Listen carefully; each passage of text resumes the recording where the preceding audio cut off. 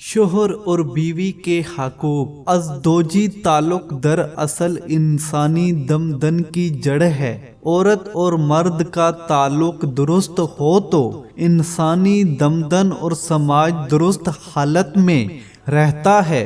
عورت اور مرد کے تعلق میں بگاڑ پیدا ہو جائے تو سماج ٹوٹ پھوٹ اور انتشار کا شکار ہو جاتا ہے اور نئی نسل بھی متاثر ہوتی ہے۔ قرآن کے مطابق شیطان کا ایک حربہ یہ ہے کہ وہ شوہر اور بیوی کے تعلقات بگاڑنے کی کوشش کرتا ہے تاکہ معاشرہ ابتری کا شکار ہو جائے۔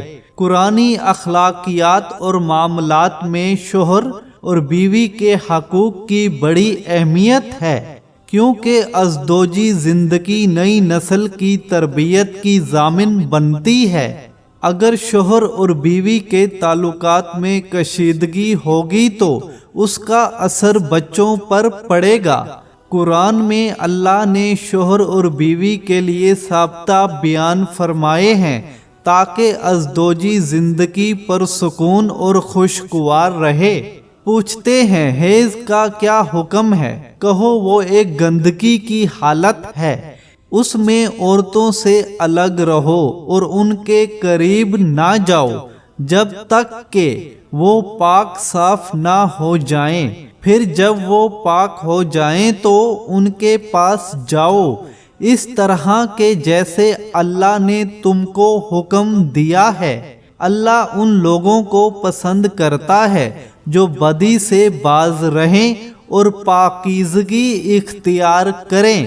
تمہاری عورتیں تمہاری کھیتی ہیں، تمہیں اختیار ہے جس طرح چاہو اپنی کھیتی میں جاؤ، مگر اپنے مستقبل کی فکر کرو اور اللہ کی ناراضی سے بچو۔ جان رکھو تم اپنے رب سے ملنے والے ہو۔ ایمان والوں کو خوشخبری سنا دو، تم میں سے جو لوگ وفات پا جائیں اور پیچھے بیویاں چھوڑے ہوں، ان کو چاہیے کہ اپنی بیویوں کے حق میں وصیت کر جائیں کہ 1 سال کے لیے ان کو نان نفقہ خرچ دیا جائے اور وہ گھر سے نہ نکالی جائیں۔ پھر اگر وہ خود نکل جائیں تو اپنی ذات کے معاملے میں معروف طریقے سے وہ جو کچھ بھی کریں ان کی ذمہ داری تم پر نہیں ہے۔ اللہ سب پر غالب اقتدار رکھنے والا اور حکیم و دانا ہے۔ اسی طرح جن عورتوں کو طلاق دی گئی ہو ان کو بھی مناسب طور پر کچھ نہ کچھ دے کر رخصت کیا جائے، یہ حق ہے متقی لوگوں پر۔ اس طرح اللہ اپنے احکام تمہیں صاف صاف بتاتا ہے، امید ہے تم سمجھ بوجھ سے کام کرو گے۔ جو عورتیں تمہیں پسند آئیں ان میں سے 2 3 4 سے نکاح کر لو، لیکن اگر تمہیں اندیشہ ہو کہ ان کے ساتھ عدل نہ کر سکو گے تو پھر ایک ہی کرو، یا ان عورتوں کو زوجیت میں لاؤ جو بطور کنیز تمہارے قبضے میں آئی ہیں۔ بے انصافی سے بچنے کے لیے یہ زیادہ بہتر ہے، اور عورتوں کے مہر خوش دلی کے ساتھ فرض جانتے ہوئے ادا کرو، البتہ اگر وہ خود اپنی خوشی سے مہر کا کوئی حصہ تمہیں معاف کر دیں تو اسے تم مزے سے کھا سکتے ہو۔ مفسرین قرآن کا اجماع اتفاق ہے کہ اس آیات کی روح سے عام مسلمان 4 سے زیادہ بیویاں نہیں رکھ سکتا، اور وہ بھی عدل اور انصاف سے مشروط ہیں۔ انسان کے لیے 1 سے زیادہ بیویوں سے انصاف کرنا آسان کام نہیں ہے، لہذا مناسب یہی ہے کہ انسان ایک بیوی پر ہی اکتفا کرے۔ جب کسی عورت کو اپنے شوہر سے بدسلوکی یا بے رخی کا خطرہ ہو تو کوئی حرج نہیں اگر میاں بیوی کچھ حقوق کی کمی پیشی پر آپس میں صلح کر لیں، صلح برحال بہتر ہے۔ نفس تنگ دلی کی طرف جلد مائل ہو جاتا ہے، لیکن اگر تم احسان سے پیش آؤ اور خدا ترسی سے کام لو تو یقین رکھو اللہ تمہارے اس طرز عمل سے بے خبر نہ ہوگا۔ بیویوں کے درمیان پورا عدل کرنا تمہارے بس میں نہیں ہے، تم چاہو بھی تو اس پر قادر نہیں ہو سکتے، تو ایسا بھی نہ کرنا ایک ہی طرف جھک جاؤ اور دوسری کو ایسی حالت میں چھوڑ دو کہ گویا ادھر ہی لٹک رہی ہے۔ اگر تم اپنے طرز عمل درست رکھو اور اللہ سے ڈرتے رہو تو اللہ چشم پوشی کرنے والا اور رحم فرمانے والا ہے۔ لیکن اگر زوجین میاں بیوی ایک دوسرے سے الگ ہی ہو جائیں تو اللہ اپنی وسیع قدرت سے ہر ایک کو دوسرے کی محتاجی سے بے نیاز کر دے گا۔ مرد عورتوں پر قوام سہارا ہے اس بنا پر کہ اللہ نے ان میں سے ایک کو دوسرے پر فضیلت دی ہے، اور اس بنا پر کہ مرد اپنے مال خرچ کرتے ہیں۔ بس جو ساحلہ نیک عورتیں ہیں وہ اتحاد و شہار ہوتی ہیں اور مردوں کے پیچھے اللہ کی حفاظت اور نگرانی میں ان کے حقوق کی حفاظت کرتی ہیں۔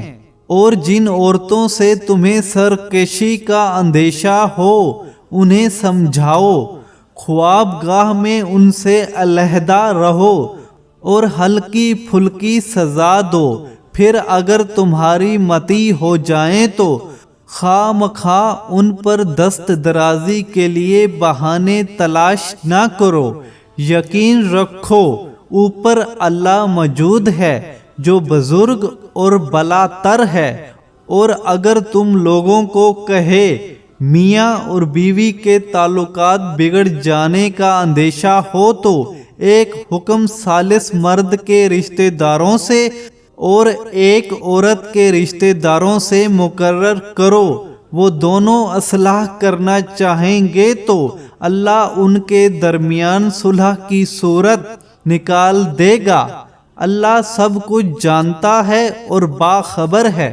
مولانا مودودی تفہیم القرآن میں لکھتے ہیں، قوام یا قیم اس شخص کو کہتے ہیں جو کسی فرد، ادارے یا نظام کے معاملات کو درست حالت میں چلانے، اس کی حفاظت و نگرانی کرنے اور اس کی ضروریات کو پورا کرنے کا مجاز ہو۔ فضیلت کا مفہوم یہ ہے کہ مرد کو اللہ نے طبعی طور پر ایسی خصوصیات دی ہیں جو عورت کو نہیں دی یا مرد سے کم دی ہیں، اس لیے خاندانی نظام میں مرد ہی قوام کی اہلیت رکھتا ہے۔ قصور اور سزا کے درمیان تناسب ہونا چاہیے، جہاں ہلکی تدبیر سے اصلاح ہو سکتی ہو وہاں سخت تدبیر سے کام نہیں لینا چاہیے۔ رسول اللہ صلی اللہ علیہ وسلم نے جب کبھی بیویوں کو مارنے کی اجازت دی، باطل نخواست ہی دی، پھر بھی اسے ناپسند ہی فرمایا۔ تاہم بعض عورتیں ایسی ہوتی ہیں جو سختی کیے بغیر درست ہی نہیں ہوتی۔ ایسی صورت میں رسول اللہ صلی اللہ علیہ وسلم نے ہدایت فرمائی کہ منہ پر نہ مارا جائے، بے رحمی سے نہ مارا جائے اور ایسی چیز سے نہ مارا جائے جو جسم پر نشان چھوڑ جائے۔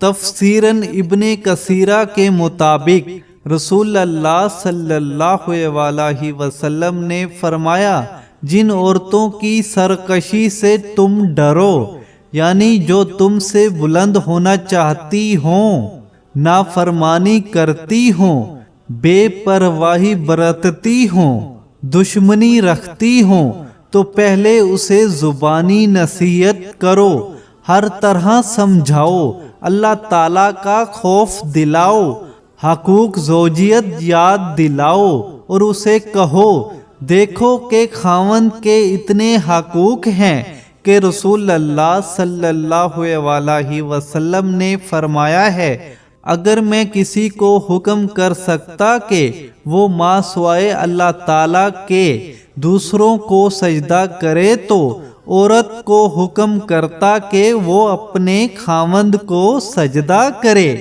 کیونکہ سب سے بڑا حق اس پر اسی کا ہے۔ رسول اللہ صلی اللہ علیہ وسلم نے حجۃ الوداع کے خطبے میں فرمایا عورتوں کے بارے میں اللہ تعالیٰ سے ڈرتے رہا کرو کہ وہ تمہاری خدمت گزار اور محتحد ہیں، تمہارا حق ان پر یہ ہے کہ جس کے آ جانے سے تم خفا ہو اسے نہ آنے دیں، اگر وہ ایسا نہ کرے تو انہیں صرف تنبیہ کر سکتے ہیں، لیکن سخت مار جو بظاہر ہو نہیں مار سکتے۔ تم پر ان کا حق یہ ہے کہ انہیں کھلاتے پلاتے اور پہناتے اوڑھتے رہو، بس ایسی مار نہیں مارنی چاہیے جس کا نشان باقی رہے، جس سے کوئی عضو ٹوٹ جائے یا کوئی زخم ہو جائے۔ عورت اور مرد دونوں میں خامیاں اور کمزوریاں ہوتی ہیں۔ قرآنی اخلاقیات اور معاملات کے مطابق اگر بیوی میں کوئی کمزوری ہو تو ہر وقت اس کمزوری پر نگاہ رکھنے کے بجائے اس کی خوبیوں کو بھی ذہن میں رکھنا چاہیے۔ ارشاد ربانی ہے، اے لوگو جو ایمان لائے ہو، تمہارے لیے حلال نہیں کہ عورتوں کے وارث بن بیٹھو، اور نہ یہ حلال ہے کہ انہیں تنگ کر کے اس مہر کا کچھ حصہ لے اڑنے کی کوشش کرو جو تم انہیں دے چکے ہو۔ ہاں اگر وہ ذریعہ بدچلنی کی مرتکب ہو تو تمہیں تنگ کرنے کا حق ہے، ان کے ساتھ بھلے طریقے سے زندگی گزارو، اگر وہ تمہیں ناپسند ہو تو ہو سکتا ہے ایک چیز تمہیں پسند نہ ہو، مگر اللہ نے اسی میں کچھ بھلائی رکھ دی ہو۔ عورتوں کے لیے بھی معروف طریقے پر ویسے ہی حقوق حاصل ہیں جیسے مردوں کے حقوق ان پر ہیں، البتہ مردوں کو ان پر ایک درجہ حاصل ہے اور سب پر اللہ غالب اقتدار رکھنے والا اور حکیم و دانا موجود ہے۔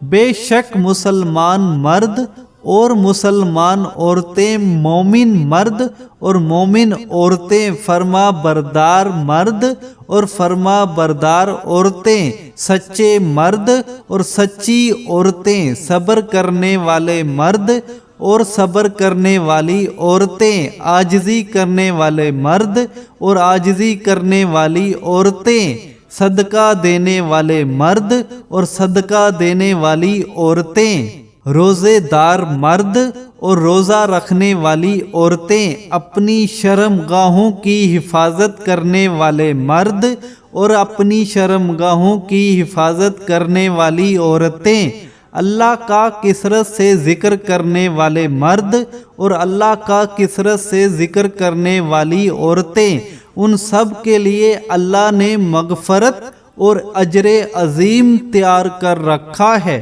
طلاق کی صورت میں بھی اللہ تعالی مردوں کو عورتوں سے حسن و سلوک کی نصیحت کرتا ہے۔ ارشاد ربانی ہے، اور رخصت کرتے ہوئے ایسا کرنا تمہارے لیے جائز نہیں ہے کہ جو کچھ تم انہیں دے چکے ہو اس میں سے کچھ واپس لے لو۔ ہاں یہ اور بات ہے دونوں کو اللہ کی حدیں قائم نہ رکھ سکنے کا خوف ہو، بس اگر تمہیں ڈر ہو کہ یہ دونوں اللہ کی حدیں قائم نہ رکھ سکیں گے تو عورت رہائی پانے کے لیے کچھ دے ڈالے اس میں دونوں پر کچھ گناہ نہیں۔ یہ ہیں حدیں اللہ کی خبردار، ان سے آگے نہ بڑھنا۔ اور جو لوگ اللہ کی حدود سے تجاوز کر جائیں وہ ظالم ہیں۔ پھر اگر اس کو طلاق دے دو تو اب اس کے لیے حلال نہیں جب تک وہ عورت اس کے سوا دوسرے سے نکاح نہ کرے۔ پھر اگر وہ بھی طلاق دے دے تو ان دونوں کو دوبارہ رجوع نکاح کر لینے میں کوئی گناہ نہیں، بشرطیکہ یہ جان لے کہ اللہ کی حدود کو قائم رکھ سکیں گے۔ یہ ہے اللہ تعالیٰ کی حدیں جنہیں وہ چاہنے والوں کے لیے بیان فرما رہا ہے۔ جب تم عورتوں کو طلاق دو اور وہ اپنی حدت ختم کرنے پر آئیں تو اب انہیں اچھی طرح بساؤ یا بھلائی کے ساتھ الگ کر دو اور انہیں تکلیف پہنچانے کی غرض سے ظلم و زیادتی کے لیے نہ روکو۔ جو شخص ایسا کرے اس نے اپنی جان پر ظلم کیا۔ تم اللہ کے احکام کو ہنسی کھیل نہ بناؤ اور اللہ کا احسان تم پر ہے۔ یاد کرو اور جو کتاب و حکمت اس نے نازل فرمائی ہے جس سے تمہیں نصیحتیں کر رہا ہے اسے بھی یاد رکھو۔ اللہ تعالیٰ سے ڈرتے رہا کرو اور جان رکھو اللہ تعالیٰ ہر چیز کو جانتا ہے۔ اور جب تم اپنی عورتوں کو طلاق دو اور وہ اپنی حدت پوری کر لیں تو انہیں ان کے خاوندوں سے نکاح کرنے سے نہ روکو جبکہ وہ آپس میں دستور کے مطابق رضامند ہوں۔ یہ نصیحت انہیں کی جاتی ہے جنہیں تم میں سے اللہ تعالیٰ اور قیامت کے دن پر یقین اور ایمان ہو۔ اس میں تمہاری بہترین سترائی اور پاکیزگی ہے۔ اللہ تعالیٰ جانتا ہے اور تم نہیں جانتے ہو۔ رسول اللہ صلی اللہ علیہ وسلم نے فرمایا کہ وہ آدمی تم میں زیادہ اچھا اور بھلا ہے جو اپنی بیوی کے حق میں اچھا ہو، اور میں اپنی بیویوں کے لیے بہت اچھا ہوں۔ بہترین عورت بیوی وہ ہے کہ جب اس کی طرف دیکھو تو وہ تمہیں خوش کر دے، جب تم اسے کسی کام کے لیے کہو وہ تمہاری اطاعت کرے اور تمہاری عدم موجودگی میں تمہارے مال اور اپنی ذات کی حفاظت کرے۔ امید ہے آپ لوگ ان باتوں پر ضرور عمل کریں گے۔ یہ ویڈیو اگر اچھی لگی ہو تو اس ویڈیو کو لائک کر دیں، چینل کو سبسکرائب نہیں کیا تو ضرور سبسکرائب کر دیں اور بیل آئیکن پر بھی لازمی پریس کر دیں۔ تو ملتے ہیں اگلی ویڈیو میں، تب تک کے لیے مجھے دے اجازت۔ اللہ حافظ۔